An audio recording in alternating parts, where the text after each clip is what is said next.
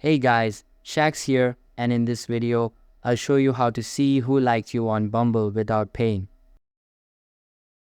To get started, open the Bumble app on your mobile device and make sure it is updated to the latest version available. Once you have the app open, sign in to your account and you will be redirected to the home page. Here, if you tap on the heart icon located in the bottom tray of icons, you will see everyone who has liked you. However, it's important to note that there is no way to see who liked you without getting a paid plan. If you want to get a paid plan, tap on your profile icon at the bottom left corner of the screen. From there, tap on the Explore button to access all of the available plans. You can then choose the preferred plan that suits your needs, and once you have subscribed, you will be able to see the people who have liked you.